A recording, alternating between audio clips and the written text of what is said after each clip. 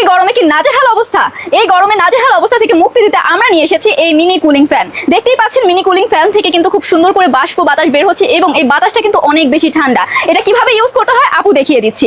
এই যে দেখতে পাচ্ছেন এটা খুলে সুন্দরভাবে এখানে যদি আপনি পানি দিয়ে দেন, এখানে যদি বরফের পানি অথবা ঠান্ডা পানি অ্যাড করেন তাহলে তো কোনো কথাই নেই, খুবই ঠান্ডা বাষ্প বাতাস বের হবে এন্ড আপনি কিন্তু একদমই কুল হয়ে যাবেন। এখানে হচ্ছে পানিটা একদম ভরাট করে দেন হচ্ছে এটা হচ্ছে লাগিয়ে দিবেন। এখানে লাইটের সিস্টেমটা রয়েছে, আপু একটু দেখাই। আপনি এটা প্রেস করলে শুধু ফ্যানটা চলবে এন্ড সেকেন্ড এটা প্রেস করলে আপনার এখানে বাষ্প বাতাসটা বের হবে, যেটা এইভাবে বের হচ্ছে।